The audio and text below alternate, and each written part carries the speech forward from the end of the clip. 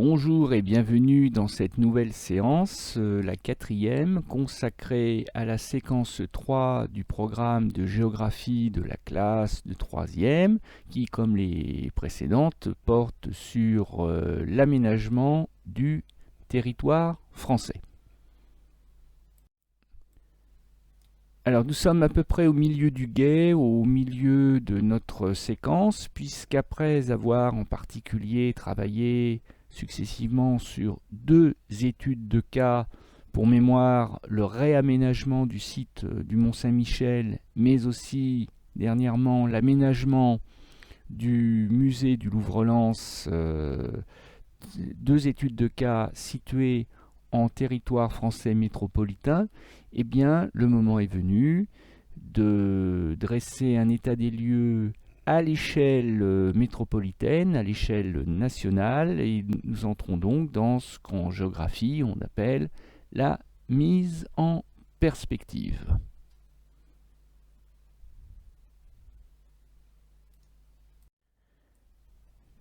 Grand E, l'aménagement du territoire de métropole, et donc de quelle logique spatiale majeure relève l'organisation et l'aménagement du territoire français.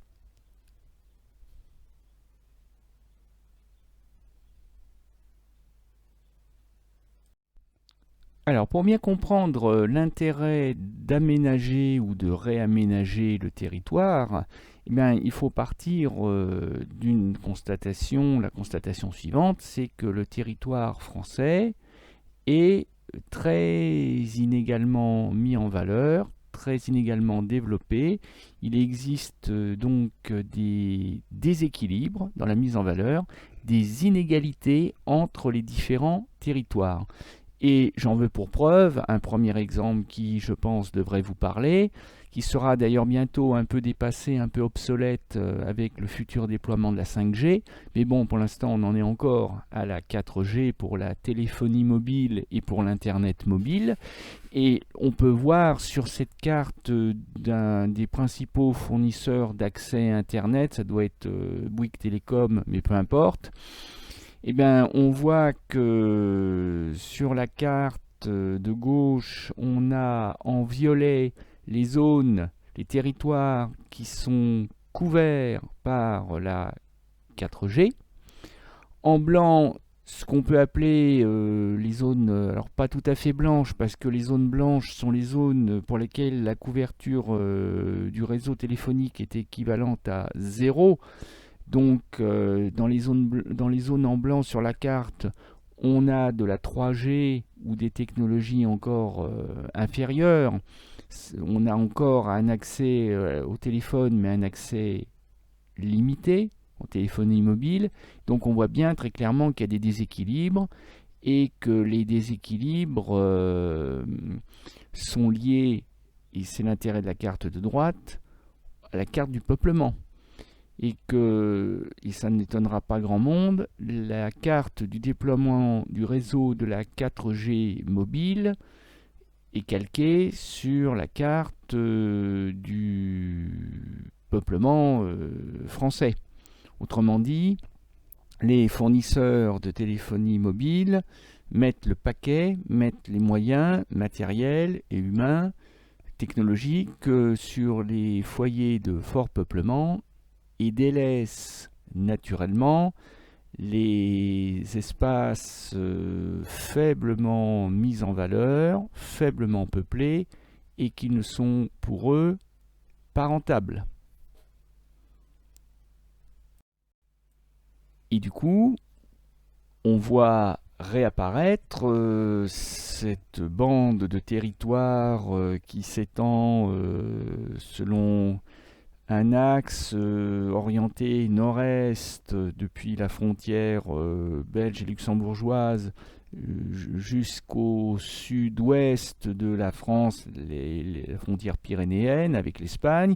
Eh bien, cette fameuse zone des faibles densités rurales, ça c'est son vrai nom, que l'on appelle encore trop souvent et schématiquement la diagonale du vide, mais force est de constater que à quelques nuances près, en particulier la région toulousaine et la région clermontoise, eh ben, on voit bien quand même que c'est dans cette fameuse France des faibles densités rurales que le réseau de la 4G est le moins déployé.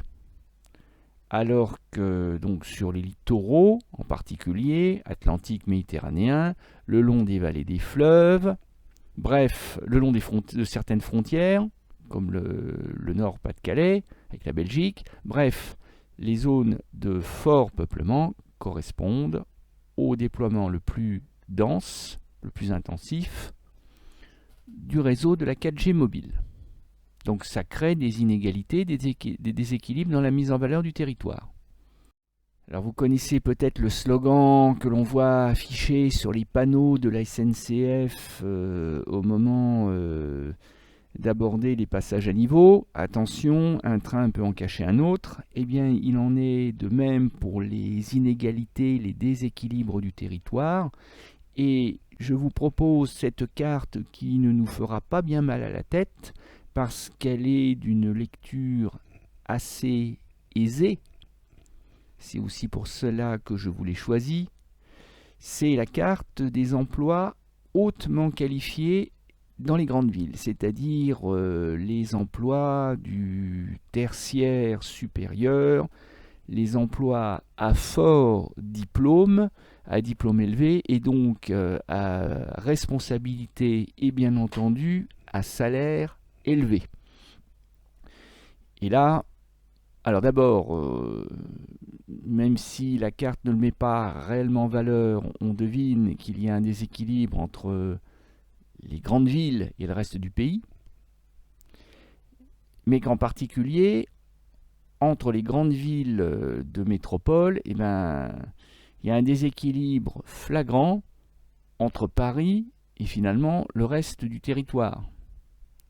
C'est-à-dire que si vous êtes un journaliste ambitieux et que vous rêvez un jour de présenter le JT du 20h, si vous êtes un juge qui rêvait de faire carrière et d'atteindre les sommets de la hiérarchie judiciaire, c'est-à-dire le ministère de la Justice, etc., etc., eh bien, c'est clair que vous serez amené à monter à Paris. Et d'ailleurs, l'expression monter à Paris est intéressante, parce que même quand on est un Lillois et que l'on vit au nord de Paris, eh bien, même un Lillois parlera de monter à Paris, alors qu'en réalité, en géographie, il aurait plutôt tendance à descendre, puisqu'ils seront au sud de l'île.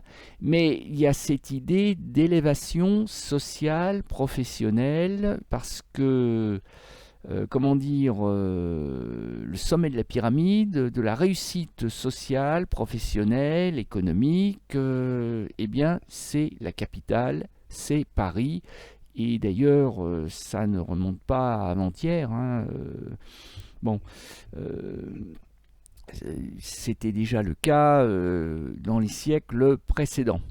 Paris est un aimant à réussite, Paris est un aimant à, comment dirais-je, pour les carrières.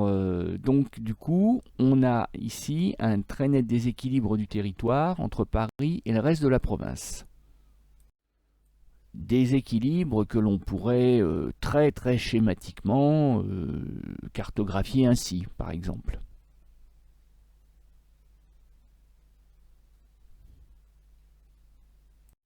Nouvel exemple de déséquilibre et d'inégalité du territoire à l'échelle de la métropole française. L'évolution de l'emploi industriel depuis la fin des années 1990.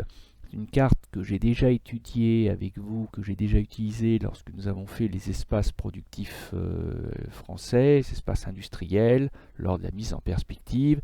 C'est une carte que j'aime bien parce qu'elle est quand même assez simple d'utilisation, et on voit bien apparaître le phénomène que je veux vous faire découvrir. Donc là, on est à nouveau à l'échelle des régions. L'ancien découpage régional, puisque Je vous rappelle, avant 2016, on n'avait pas, on avait plus de régions, on en avait 18 en métropole. Alors, là encore, il y a deux choses à voir dans la légende. Vous avez des cercles qui vont représenter l'importance du nombre d'emplois industriels par région. Donc plus le cercle va être large, plus il va y avoir d'ouvriers. Donc on peut en conclure que plus le poids de l'industrie va être important. Et on voit bien par exemple le déséquilibre qu'il peut y avoir entre l'Auvergne rurale et la région Rhône-Alpes beaucoup plus industrialisée. Et puis après, il y a les couleurs, hein, et là, le code des couleurs il est simple. Plus les régions sont en bleu foncé, plus elles perdent d'emplois industriels. Plus les régions sont en orange, plus elles gagnent d'emplois industriels, donc plus elles comptent d'ouvriers. Donc on peut en conclure, plus elles s'industrialisent. Si vous observez la carte, vous devez remarquer deux choses.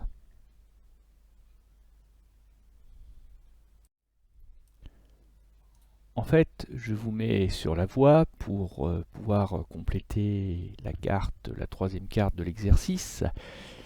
Il suffit de faire apparaître une frontière qui coupe la France en deux moitiés. Une frontière qui part du Havre, donc plein milieu de la Normandie, et puis qui traverse le pays jusqu'à Marseille, donc une frontière nord-ouest-sud-est, une diagonale à nouveau, mais pas du vide celle-là, et vous devez voir apparaître quelque chose.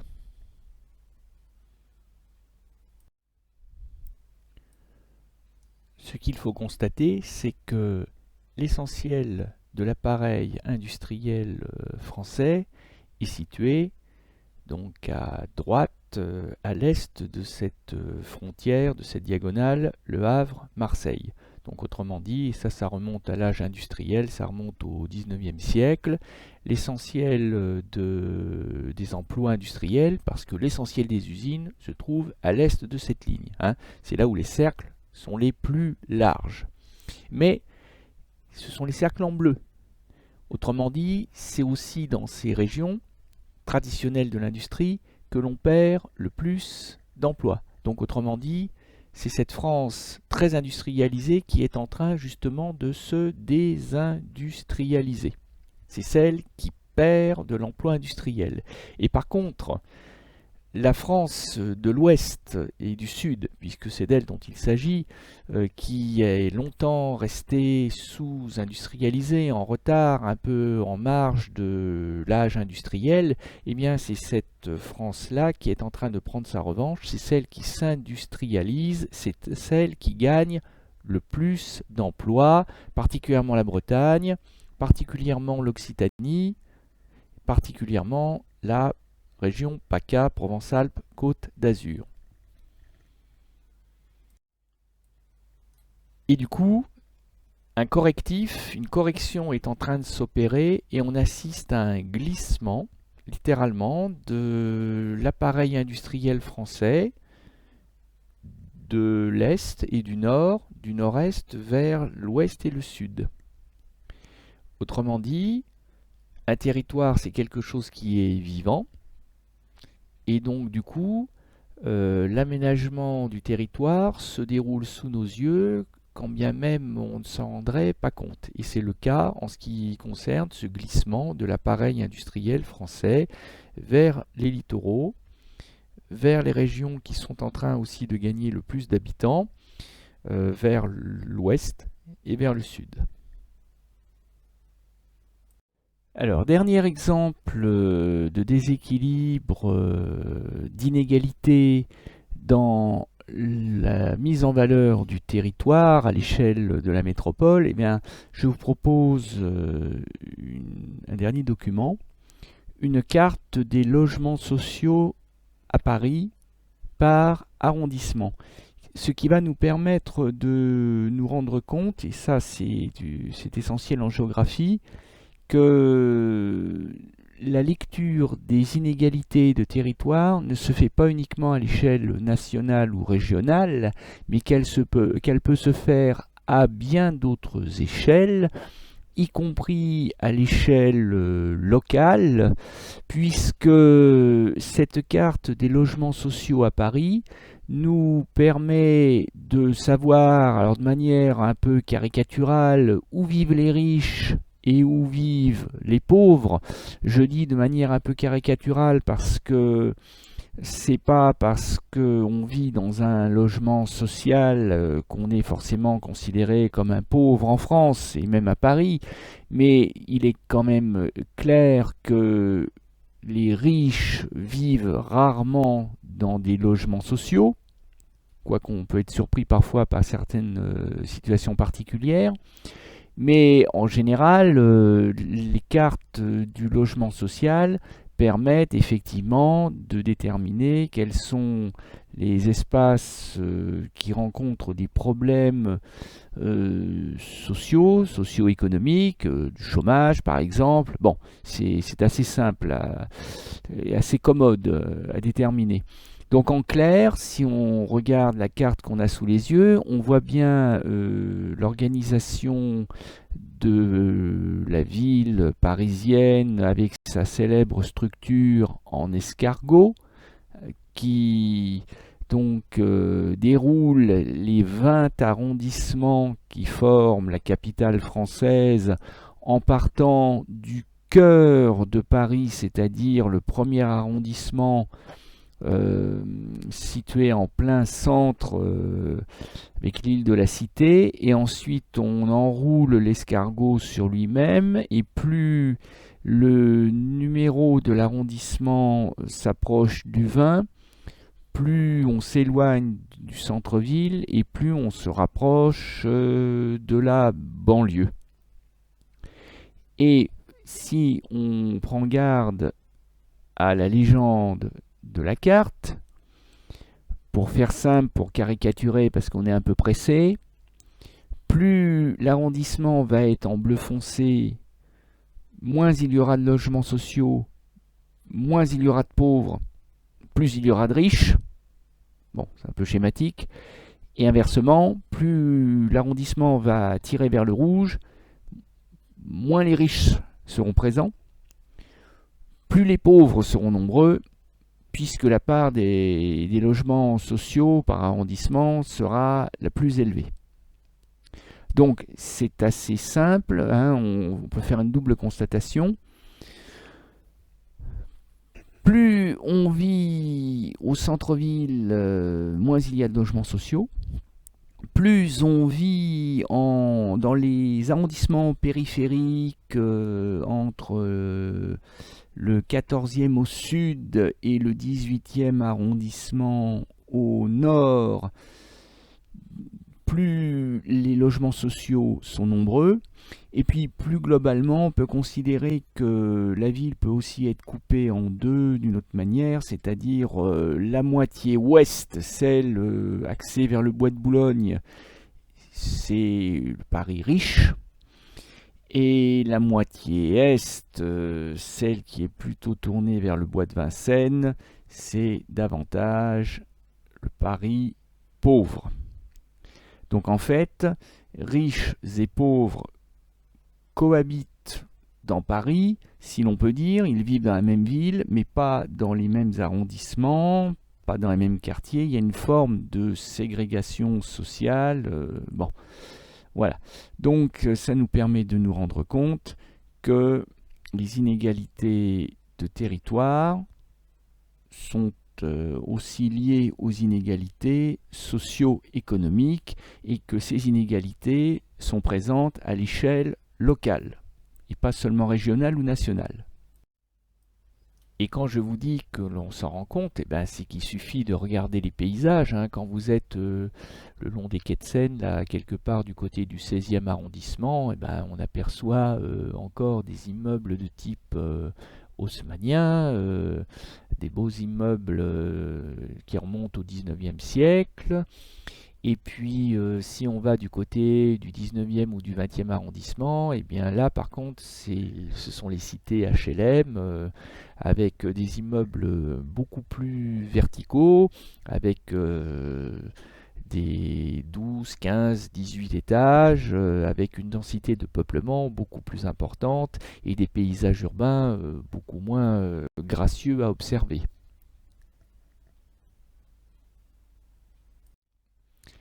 Alors si on synthétise, parce que c'est quand même aussi le but d'une mise en perspective, on a finalement deux grands scénarios. Aménager, ça sert à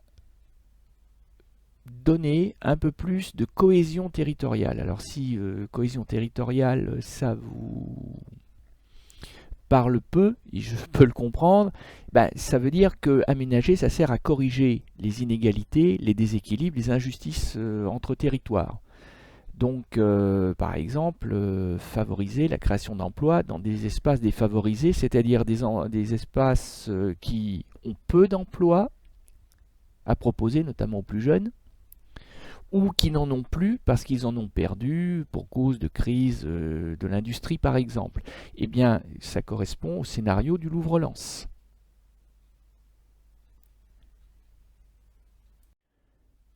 Mais il existe un autre scénario de l'aménagement qui consiste à renforcer la compétitivité des territoires, surtout dans le cadre d'une concurrence forte à l'échelle nationale, mais aussi à l'échelle continentale ou à l'échelle carrément mondiale, en ces temps de mondialisation accélérée. Eh bien, renforcer la compétitivité des territoires, c'est favoriser leur attractivité, en corrigeant ce qui peut l'être, en améliorant ce qui peut l'être, c'est-à-dire rendre le Mont-Saint-Michel, par exemple, plus attractif, proposer un tourisme qui soit plus durable, en supprimant par exemple les affreux parkings submersibles. Voilà, ça correspond au deuxième scénario qui correspond à la première étude de cas que nous avons menée ensemble.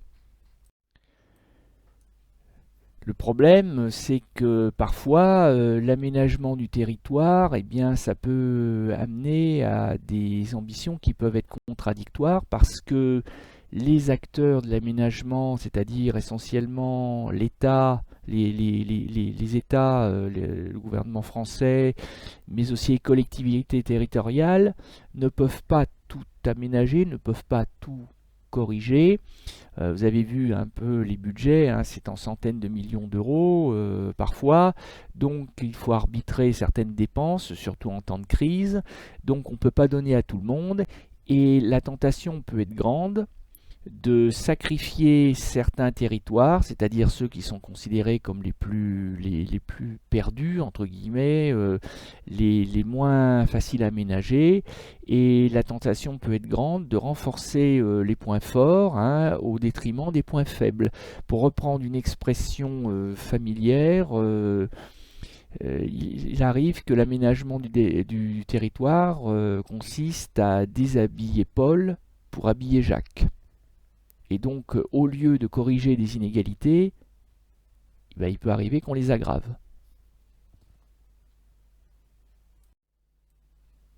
Une bonne mise en perspective devant déboucher sur une carte, eh bien, il est temps de passer à une carte.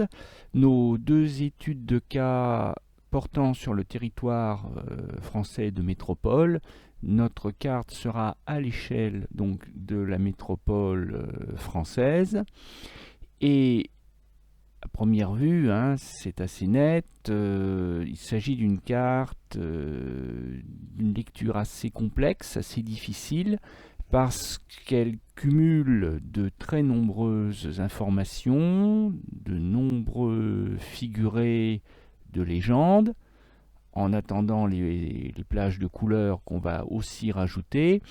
Bon, en fait, ce qui va, je l'espère, nous aider à digérer la complexité de la carte, c'est qu'en fait, cette carte reprend un certain nombre d'informations que nous avons normalement déjà en notre possession, si vous avez fait l'effort de bien apprendre les leçons, parce qu'en fait, cette carte va reprendre évidemment des informations que nous venons d'aborder avec la séquence 3, aménager le territoire, mais on va retrouver aussi ponctuellement des informations qui relèvent de la séquence 2, c'est-à-dire les espaces productifs français, parce que les espaces productifs et l'aménagement du territoire, hein, ça ne vous aura pas échappé que c'est quand même assez cousin, sans oublier même des informations qui remontent à la séquence 1, c'est-à-dire la mise en valeur du territoire, les espaces urbanisés ou au contraire de faible densité rurale. De toute manière, on va y aller progressivement, hein, et donc on va commencer par placer quelques éléments de repérage géographique, hein. On va travailler un peu notre compétence située dans l'espace. On ne sait jamais, à l'examen, au brevet, on peut très bien vous demander de situer les mers et océans qui entourent l'hexagone, donc du nord au sud, dans le sens contraire des aiguilles d'une montre, la Manche, puis l'océan Atlantique à l'ouest, puis au sud la mer Méditerranée, et je vous invite une nouvelle fois à orthographier correctement la mer Méditerranée, un T, deux R, à l'encre bleue si possible, pour rappeler qu'on a affaire à du relief maritime. Mettez-moi sur pause si je vais trop vite, hein, chaque fois que vous en avez besoin. C'est le gros avantage d'une séance mise en vidéo par rapport à une séance une séance en direct live.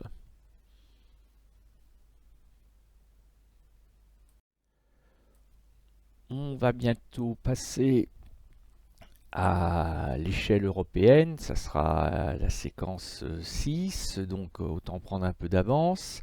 Et situer dans l'espace les pays européens qui partagent une frontière avec la France, autrement dit les pays frontaliers, nos voisins. Je vais vous les donner cette fois-ci dans le sens des aiguilles d'une montre, en commençant par midi, donc autrement dit le nord, avec le Royaume-Uni, qui, vous l'avez sûrement entendu dire depuis quelques mois, ne fait plus partie de l'Union européenne, mais qui continue malgré tout à faire partie du continent européen. Puis, en se décalant donc vers l'est, la Belgique,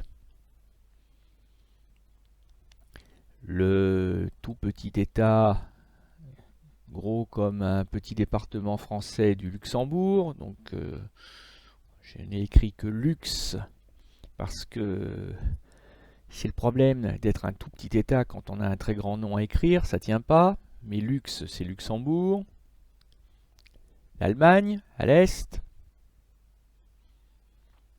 puis plein est, la Suisse, au sud-est l'Italie. Ça nous fait déjà une demi-douzaine d'États européens à écrire en lettres majuscules à l'encre noire, s'il vous plaît, comme sur le modèle.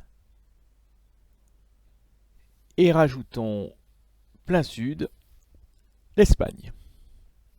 Et ça nous fait 7 pays frontaliers. Je vous fais cadeau d'Andorre et de Monaco. Hein, on ne parle que des véritables États, les grands États européens. Troisième étape, on est toujours dans la compétence située dans l'espace des repères que normalement vous maîtrisez déjà. Alors je vous entends râler d'ici, c'est le miracle d'Internet. Oui, ça fait beaucoup à écrire, mais bon, une fois que vous aurez fait ça, vous aurez fait, je vous rassure, le plus dur.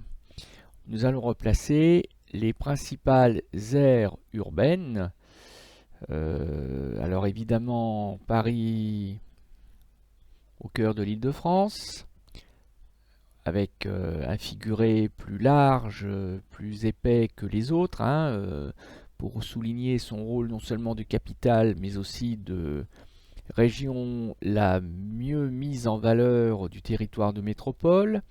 Et puis ensuite, eh bien, on a toutes les villes, toutes les aires urbaines majeures du territoire métropolitain français. Alors je vais vous les redonner du nord au sud.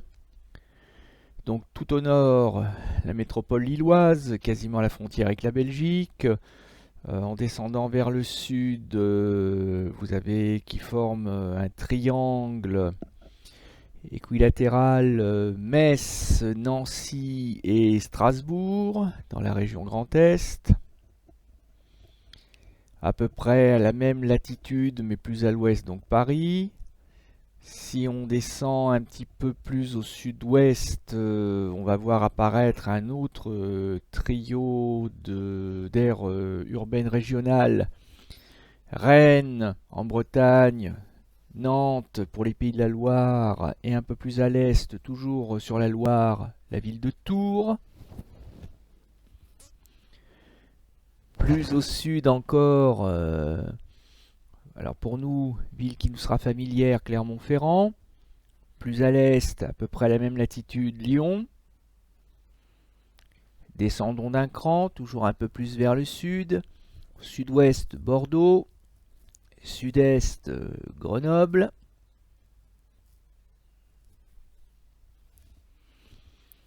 Et enfin, les quatre aires urbaines majeures.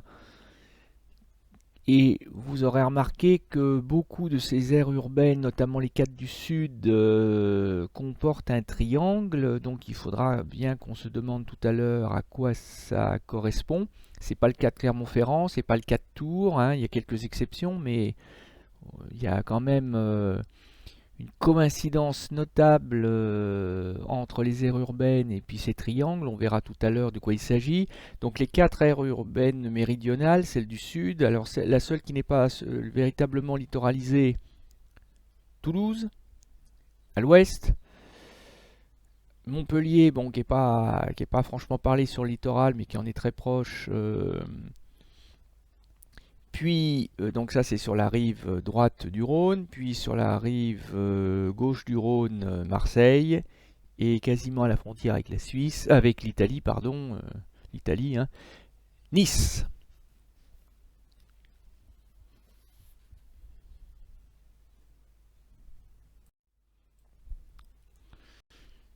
Voilà, on vient de finir à l'instant de renseigner la carte avec un certain nombre de repères terrestres ou maritimes.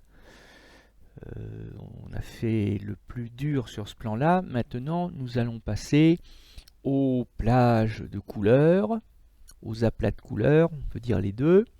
Donc là, c'est là que maintenant il faut dégainer les crayons de couleur.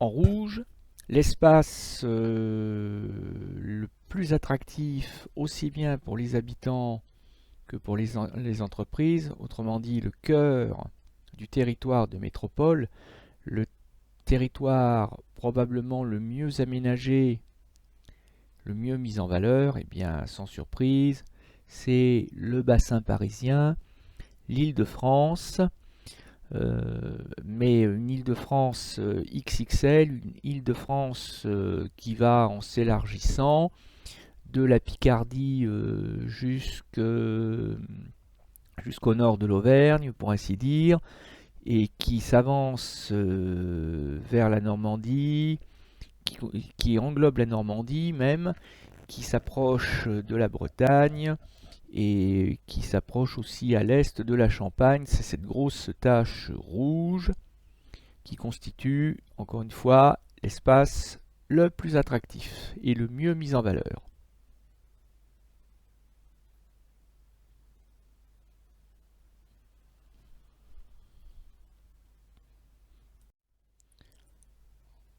Ensuite, des espaces qui ne sont pas le cœur du territoire français à tout point de vue, mais qui sont des espaces malgré tout dynamiques, des espaces en devenir, des espaces qui se renforcent, notamment sur le plan industriel, on l'a vu lors de la séance précédente.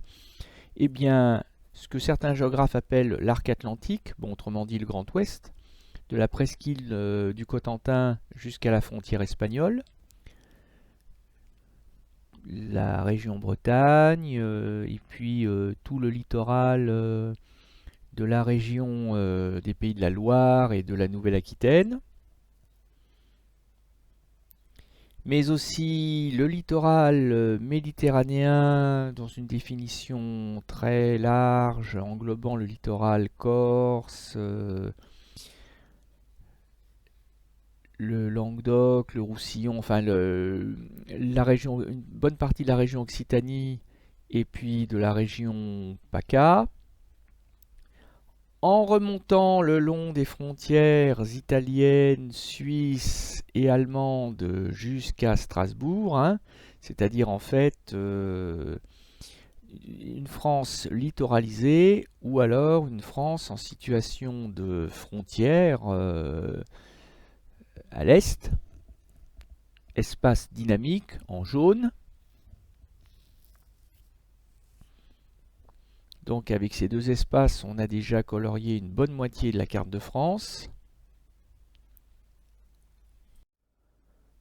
Alors en vert comme la ruralité, mais en vert aussi comme les espaces dépressifs, dévalorisés, les espaces en marge, les espaces oubliés, enclavés.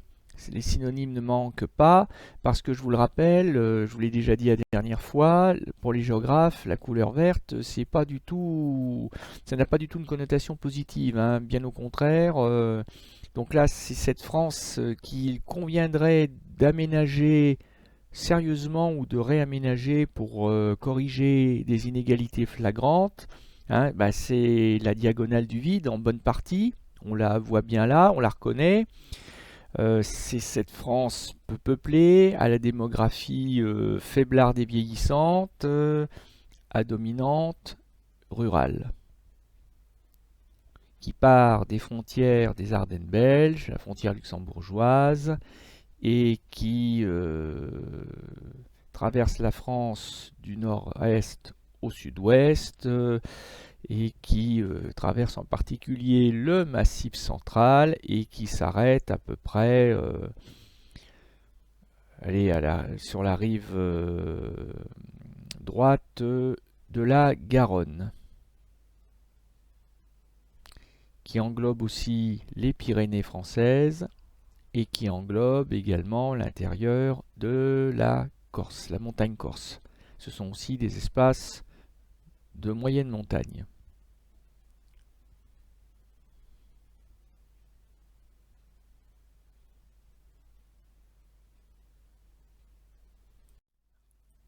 Encore un petit effort et on en aura fini avec les plages de couleurs. Il nous reste deux zones, deux espaces à colorier, qui sont des espaces industriels en reconversion, c'est-à-dire le nord, hein, la région de Lens notamment, et puis sa sœur jumelle de la Lorraine, du côté de Metz et Nancy, c'est-à-dire deux régions qui se sont fortement développées, qui ont été fortement aménagées à l'époque de l'âge industriel au 19e siècle. Hein, rappelez-vous Alfred Krupp et Son qu'on a étudié quand vous étiez en quatrième, mais des régions qui ont subi de plein fouet la concurrence mondiale, la crise, la désindustrialisation, excusez-moi, c'est pas facile à dire, et qui aujourd'hui sont à la recherche d'un second souffle pour proposer à leurs habitants une alternative à la crise, hein, pour permettre aux jeunes de rester sur ce territoire et pour retrouver un dynamisme et une image de marque beaucoup plus positive. Hein. Rappelez-vous ce qu'on a fait avec l'étude de cas du Louvre-Lens, et on va les mettre en mauve violet. Voilà, ce sont les espaces industriels en reconversion. Et maintenant, notre carte est 100% coloriée. Chouette.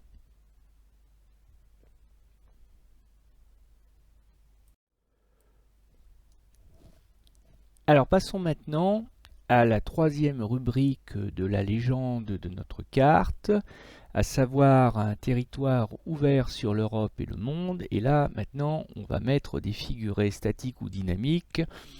Et on va commencer par les flèches et les lignes en pointillés. Ça concerne effectivement les axes de transport. Le transport est un enjeu majeur de l'aménagement d'un territoire. Vous l'avez vu sans trop peut-être vous en rendre compte avec l'étude de cas sur le Mont Saint-Michel, parce que bah oui, raccorder une île à temps partiel, si j'ose dire, comme peut l'être le Mont Saint-Michel, raccorder sans toutefois dénaturer les paysages, et ben c'était tout l'enjeu de la fameuse digue passerelle qui devait remplacer l'horrible digue route qui était bien pratique mais qui retirait tout caractère insulaire au Mont Saint-Michel. Bon, donc on l'avait vu déjà un peu à ce moment-là, on l'a davantage vu encore avec la deuxième étude de cas, c'est-à-dire comment permettre éventuellement à des Britanniques, à des Belges, à des Allemands, pourquoi pas à des Hollandais ou même tout bêtement à des Parisiens de se rendre au Louvre-Lens de manière rapide et confortable. Eh bien, une ligne LGV, une ligne à grande vitesse, autrement dit le Thalys. Donc le raccordement de Lens à la ligne Paris-Bruxelles. Eh bien, tout ça, ça nous montre l'importance pour une région d'être connectée, et pas uniquement sur le plan Internet, hein, connectée sur le plan des réseaux de transport et de communication. Et donc, on voit par exemple que Paris est le cœur névralgique de la toile d'araignée que tissent les transports à l'échelle nationale. Hein. On parle pour Paris d'un réseau en étoile. Hein, c'est-à-dire qu'on pourrait adapter le fameux adage, le fameux proverbe « tous les chemins mènent à Rome ». On peut l'adapter à la sauce française « tous les chemins mènent à Paris » ou « tous les chemins partent de Paris ». Et ces axes de transport qui structurent le territoire laissent apparaître déjà un déséquilibre, hein, parce qu'on voit bien que l'axe majeur des transports en France, on aura l'occasion de le revoir dans la séquence 6, c'est un axe nord-sud. Lille, Paris, Lyon, Marseille. Ou Lille, Paris, Orléans, Clermont-Ferrand, Montpellier. Bon, c'est une variante, mais c'est toujours un axe nord-sud, parallèle à la mégalopole européenne. L'axe est-ouest existe évidemment, hein. On peut heureusement se rendre de Bordeaux à Strasbourg à pied, à cheval, en voiture, en train, mais c'est un axe qui est beaucoup moins direct malgré tout.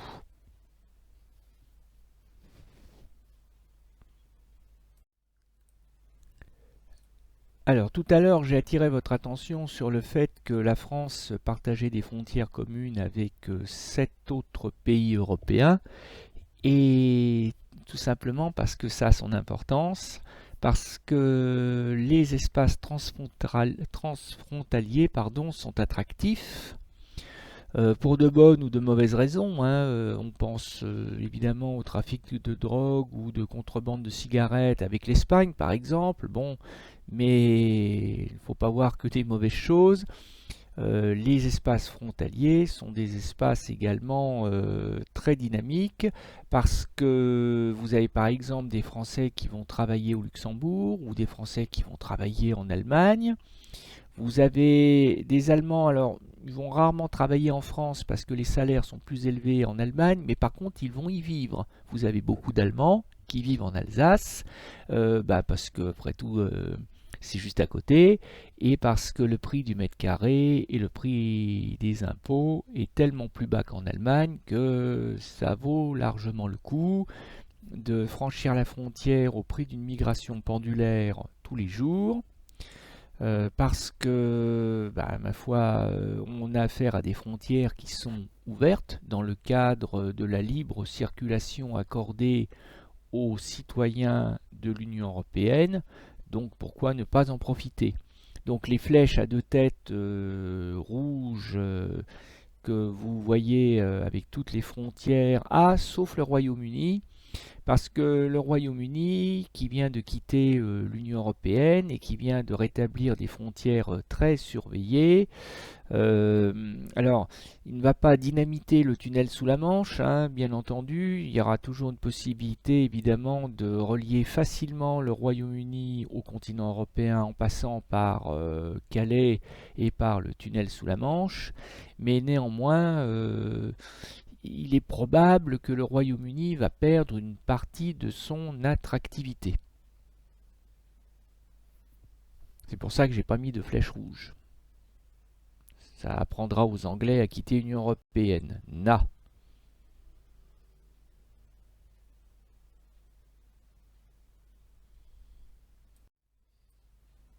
Et alors pour finir, eh bien, les moyens de transport ne sont pas uniquement terrestres, hein, ils sont aussi aériens et maritimes. Donc les ancres de marine, bah, c'est un symbole très très classique pour évoquer les interfaces que sont les ports de commerce français, aussi bien sur la Manche comme Dunkerque, comme Rouen, comme Le Havre, que sur l'Atlantique, comme Saint-Nazaire, le port de Nantes, La Rochelle aussi. Je vous les fais pas marquer sur la carte parce que je veux pas la surcharger d'informations, je vous les donne donc comme ça juste verbalement. Et un seul port mais de taille sur la Méditerranée, le port de Marseille. Et les aéroports internationaux, seulement les internationaux, hein, donc les deux de la région parisienne, hein, Roissy Charles de Gaulle pardon, et Orly.